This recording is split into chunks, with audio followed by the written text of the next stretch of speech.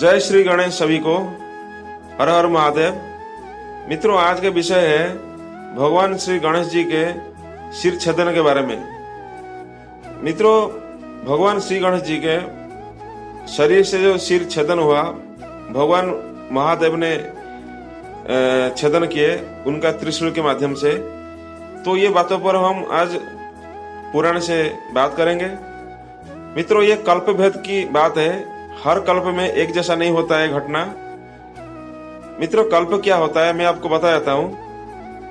28 मनमंत्रों को लेकर एक कल्प होता है और एक मनमंत्र का 71 महायुग होता है, 71 महायुग होता है। तो 71 महायुग यानी एक महायुग 4 युग होता है। 4 युग मतलब जैसा कि सत्य, त्रेता, द्वापर और कली।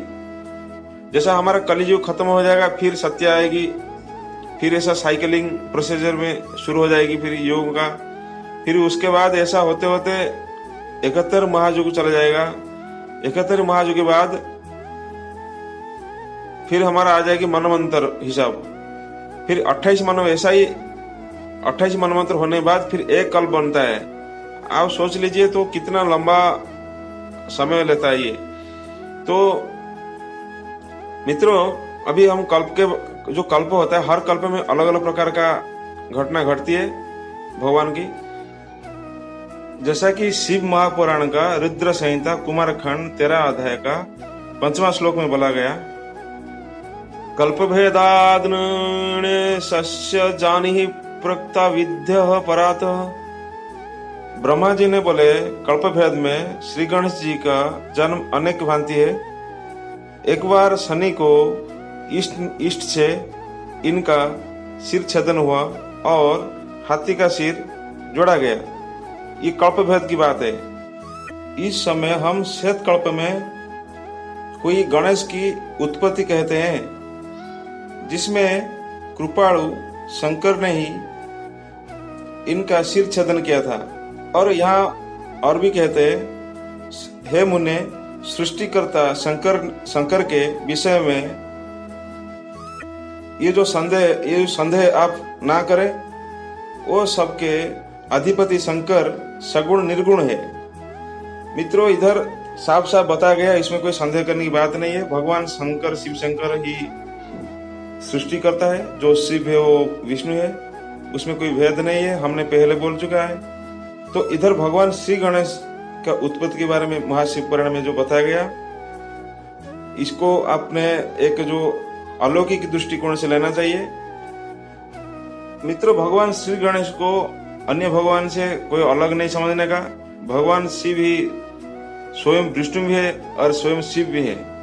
तो ब्रह्म अपने को अलग अलग रूप में प्रकटित करता है, चाहे किसी की एक दूसरे की बेटा के रूप में या एक दूसरे की अवतार के रूप में। तो विभिन्न प्रकार की बात है इसमें। तो हम ये नहीं कह सकते हमारा समाज की तरह भगवान ने अपनी समाज बना रखा है, ऐसा कुछ नहीं है। लेकिन हमारा समाज को बनाने के लिए, आगे लेने के लिए ये भगवान की लीला है। जैसा कि गणपत्युषी उपनिषद में लिखा है, तुम अक्षर स्वरूप हो, तुम ही चिन्मय हो, आनंद स्वरूप हो एवं ब्रह्म रूप हो। ये भगवान गणेश के लिए कहा गया है। जैसा कि परमात्मा का अनेक रूप है, भगवान नारायण है, विष्णु है, श्री कृष्ण है, राम है, उसी प्रकार भगवान श्री गणेश भी है। हमारा उड़ीसा, जैसा कि पुरी में साल में एक बार भगवान का दर्शन श्री गणेश रूप में होता है, यानी गजानन रूप में होता है। तो मित्रों, मैं आगे आपको अलग पुराण से बताने जा रहा हूँ। लिंग पुराण इंसान कल्प की बात करता है।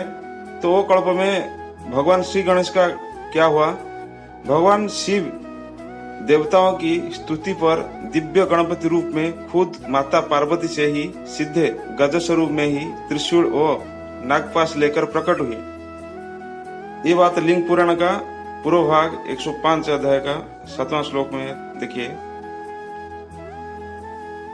ततस्दा निशम्य वे पिनाकध्रुष सुरेशः गणेशरं सुरेशरं बपुर्धात् सह शिवः।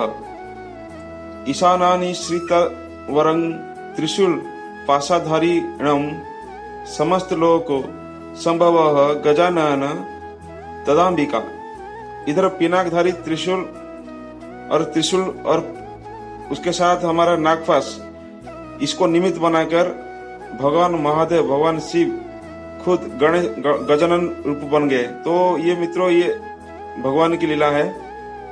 मित्रों, उसी प्रकार ब्रह्म वैवर्त पुराण में भी, जैसा कि ये गणपति खंड 5वां अध्याय का 27वां श्लोक में लिखा है, ये रथांतर कल्प की बात करता है। रथांतर कल्प के अनुसार माता पार्वती को ब्रह्मदेव पुण्य व्रत का उपदेश करते हैं, जिससे परमेश्वर श्री कृष्ण का रूप खुद गणपति रूप में माता के पुत्र बन प्रकट होंगे।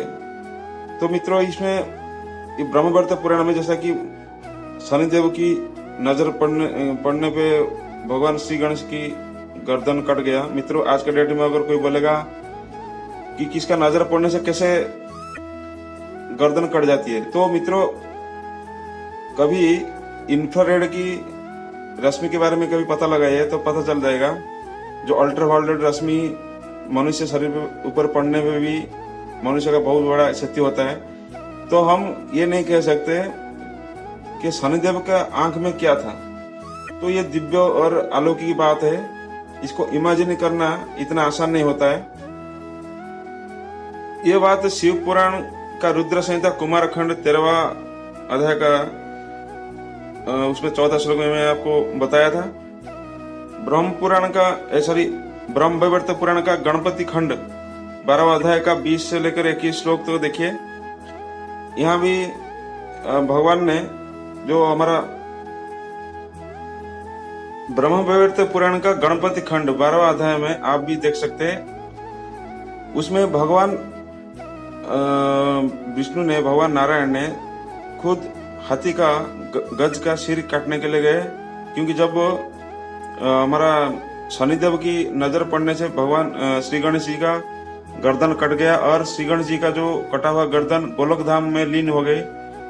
तो भगवान श्री विष्णु ने यह देखकर तो उत्तर दिशा में चले गए। तो एक जगह में देखे तो एक बच्चा हाथी सोया था, तो उसका गर्दन काट दिए।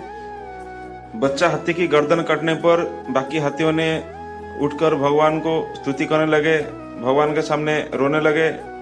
तो दयालु भगवान ने, नारायण ने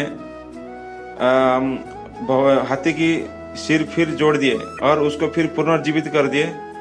और उसी गज का जो आत्मरूपी सिर है, जिसको बोलते हैं इंद्रिया शक्ति, जो हमारा जो एक प्रकार का जो सूक्ष्म शरीर होता है हमारा शरीर में, तो सूक्ष्म रूप में उनका सिर को लाके सुंदर बनाकर श्री गणेश जी के शरीर में जोड़ दिए। क्योंकि भगवान श्री गणेश भी ब्रह्म है, तो इसमें क्या होता है, जो भौतिक शरीर और स्थूल शरीर की कंसेप्ट है।